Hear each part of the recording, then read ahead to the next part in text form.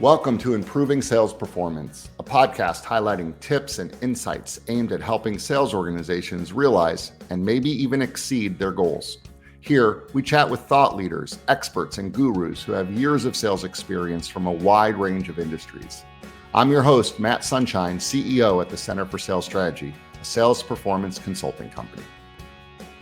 In this episode, we're once again diving into the 5th annual Media Sales Report by the Center for Sales Strategy. Today, we're exploring why sales managers are experiencing such increased difficulty in achieving organizational goals. Joining me to discuss that and so much more is Stephanie Downs, SVP Senior Consultant here at CSS. Stephanie provides such valuable insights like how a sales manager's calendar should reflect the strategy of developing and coaching their people, why we often make recruitment harder on ourselves by not having a firm plan in place, and finally, why adding people to your sales team is not always the solution. With that, let's get the conversation started. So in the most recent media sales report, the 5th annual media sales report, we learned that 81%, or the data suggested that 81% of sales managers say that achieving their company, their organizational goals is becoming even more difficult. So here are the questions for you. What are you seeing that might be causing that? And what advice do you have for the sales managers that might be listening to this, who are those 81%? They're struggling to meet their organizational goals. Yeah. So a couple of conversations that I'm having pretty frequently related to this topic, because it's coming up a lot recently, is coach the coach. And I'll come back to that in a second. And what's being tracked just from a leading indicator standpoint and from an accountability standpoint, and also structure. Hearing lots of things about, is my structure working today and are changes needed? So from an advice standpoint, I'm going to start with the coach piece of that, because that seems to be coming up a lot lately. I would, if I was a sales leader, I would pay attention to my calendar. Here's what I mean by that. I would look at my calendar and say, does my calendar reflect the strategy of developing and coaching people, or does my calendar reflect something very different from that? My guess is that it may not reflect the strategy of coaching and developing people. And our people are our biggest asset. They should be where we're investing the majority of our time. So that would be one thing. Something else that I would recommend on that is from a structure standpoint, because there's a lot of conversations about changing of structures. I would just ask yourself a few simple questions of, is your current structure doing what it was designed to do? And if not, think about your 3 KPIs you're paying attention to, your performance metrics, whatever those are. What of those 3s are not being achieved, and what in the structure is not supporting that? And so whether that's the number of people or new positions needed or a lead generation strategy, I mean, there could be a number of different things, but I would start with that calendar strategy and asking yourself a couple simple questions about structure. Yeah. It's an interesting conversation, and we certainly hear this again and again and again. And the coaching mindset is becoming increasingly more important. I read, I'm a big fan of John Gordon, and John posted something on LinkedIn yesterday where he said he is having a conversation with John Maxwell, the author. Yeah. And he said to John Maxwell, how do you do it? Like, you're brilliant, right? And John Maxwell said to him, it's consistency.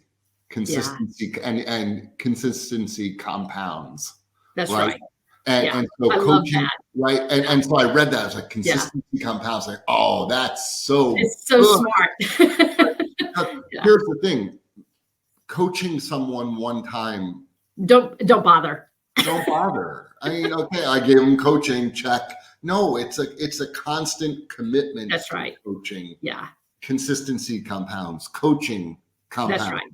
Frequency, consistency. Yes. Yes. Yeah. Yeah. All right. So digging deeper into the media sales report, recruitment, Mhm.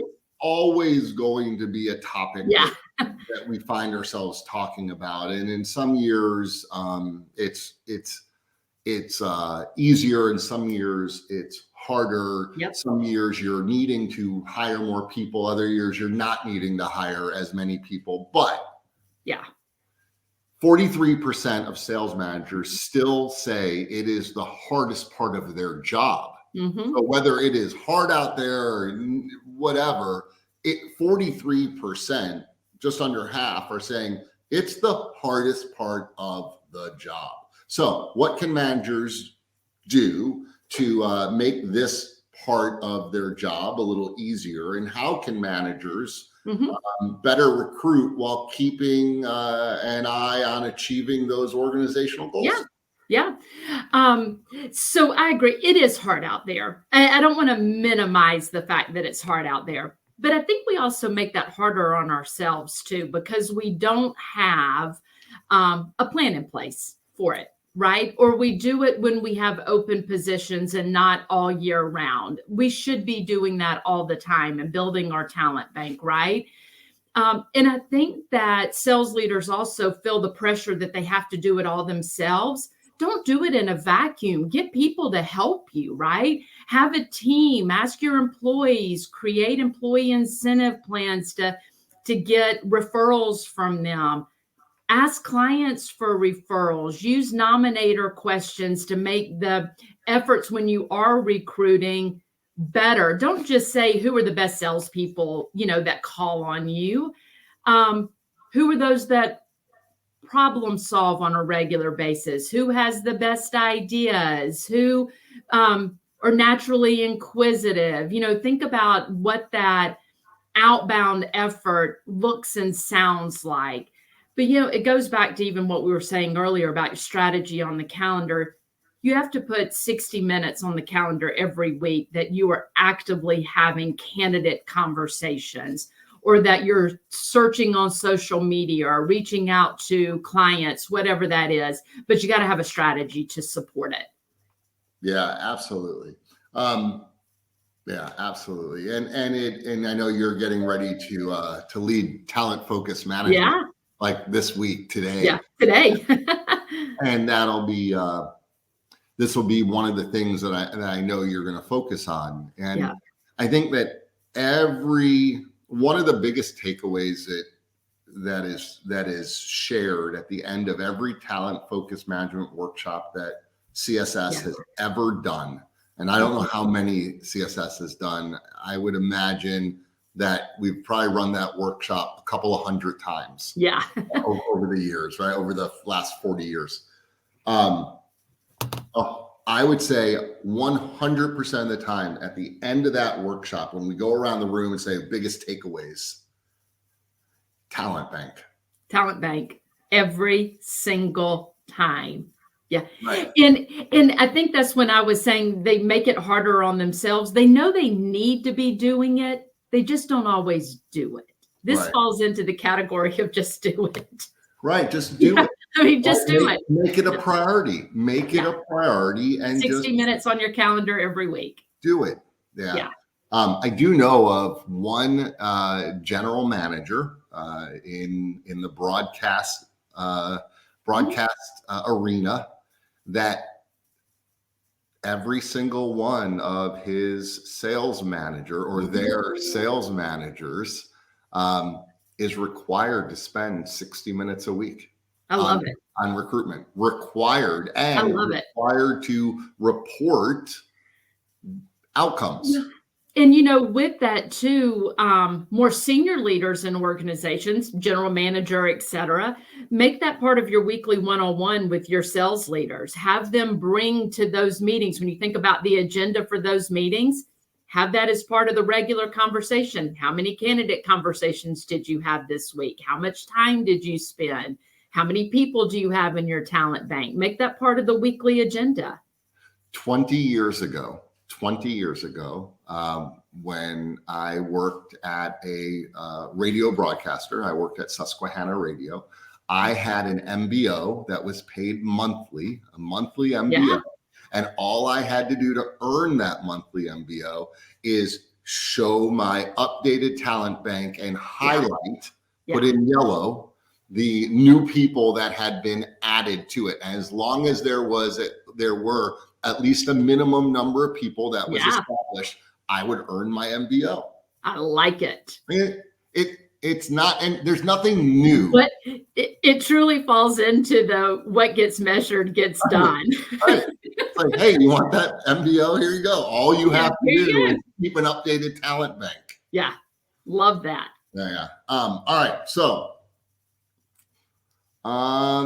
size of sales teams. Here's the question. So 53%, just over half, 53% of sales managers say they are dissatisfied with the size of their sales team. Okay, so that could mean that they think they're too big or too small. They're just dissatisfied with the size. So do you think the size of the sales team can determine the overall, whether or not you achieve your goals, or is it more of a talent issue? It's not that you need more people, you just need more talented people. Which one, both? How does that work? Can I say yes, no, and both? Yeah, exactly. How does that square? Yes, no, and both. Can the size of the sales team impact performance? For sure. I mean, if you have too few people, like genuinely you have an open position and you have more, yes, of course that can impact it, right? If you have too many people, that can impact it as well. And it's not easy to find the perfect number. Let's be honest. It's a hard place to find the exact right number. But adding people to the team is not always the solution. It's not. And I think a lot of sales leaders default to that. I need more people. I need more people on the street. I need more people calling on people. It's not always the solution. Couple of thoughts on it. From a talent standpoint, a little bit of a twist on that. I would think more about do you have non-performers on the team? Are there people that are not consistently performing? And I know, Matt, you and I've had this conversation a number of times, but think how often we've heard not everybody on the team can be an A player. That drives me crazy. It's like, yes, it's like fingers on it, nails on a chalkboard, right? My immediate response is, why not?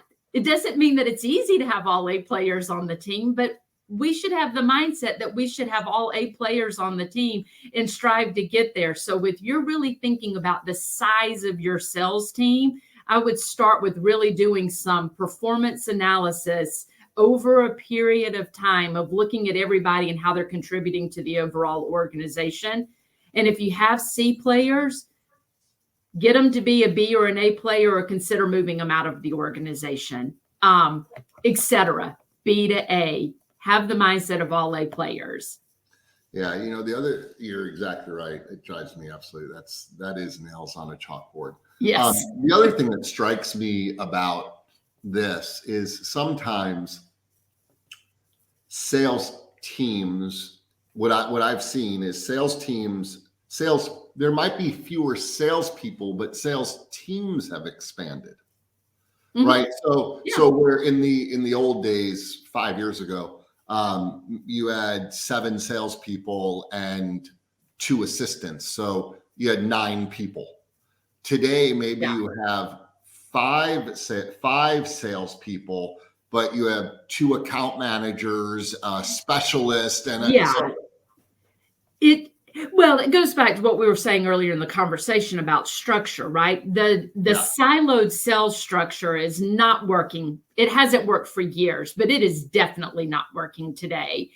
And I think that's really where you have to step back and say, do you need a lead generation strategy? Do you have the right strategy for growing key accounts and super serving key accounts? Do you have the right strategy to support solution selling? Or strategy structure. When I say strategy, I mean structure. And if you're not thinking about structure changes, even the number of people reporting to a sales leader probably should be. So years ago, I don't remember what year, Jim Hopes, the former president of Yeah. Center for Sales Strategy, wrote a white paper Yes. That was a lot of years ago. right, about the lone wolf sales model. And I don't remember, I bet that's 15 years ago. Yeah, he was right then. and it was, that's right. He was right then. Yeah.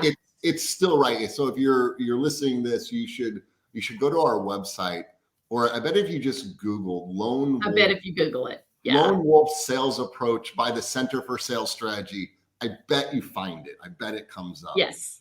All right. Next question. 90% of salespeople and 74% of sales managers are looking for hybrid work in one form of another. Most people are not saying they want to be remote, and most people are also saying they don't want fully in office. Most people, 90% of salespeople, 74% sales managers, hybrid in one form or another. What do you think of this? And do you think where people are working has an impact on their ability to achieve their goals? Yeah. So the first part of that, it's not surprising. Really, there's lots of research out there. I mean, this is one data point of it, but there's a lot of research to say that. So it's not surprising. But as I was thinking about this question coming in today, I really had a little bit of a twist of a takeaway on this one. It's more of what you do with that information. And here's what I mean by that. We've experienced this with a number of our clients. It's the inconsistency in having a plan for your organization. Meaning, don't say we're going to be back in the office full time and then allow some people not to be back in the office full time. Don't say we're going to be a completely work from home organization and then say, well, we really need everybody in a day or two of the week. Have a plan and stick to it. The inconsistency of your plan does more harm than just saying this is the way that it's going to be. So that's one thing, but also consider it when you are recruiting. Full disclosure to the candidates that you're recruiting, right? When you're looking, because different people want different things. Just know what yours is and know what's important to the candidate. So just full disclosure from that standpoint. And back to the second part of your question about does it impact the ability to achieve goals? It shouldn't. It can, but it shouldn't. Right. And here's a couple of things with that. You may need different processes in place. You may need different talents for some salespeople. We learned through, the early years of COVID when everything was work from home. We learned that discipline from a talent standpoint was way more important than it's always important, let's be honest, but it came to life more. How's that? Because if people aren't in the office, so you may need, some talents may be more mandatory than they needed to be before. Processes may look a little differently, but it shouldn't impact organizational goals. If you're paying attention to the right things, tracking the right things, the performance should still follow. And if it's not, then other things need to change. Yeah. And I think that you're right. The number one, or one of the most important things, is certainly to be very transparent on this is what we do here. Right. Yeah. And leaving it vague is not good. It's not good. And I understand why leadership sometimes wants to be vague, because they don't want to seem heavy-handed and they don't want to feel like they're mandating things. And I get that. But all you're doing is frustrating everybody else by doing that. That's right.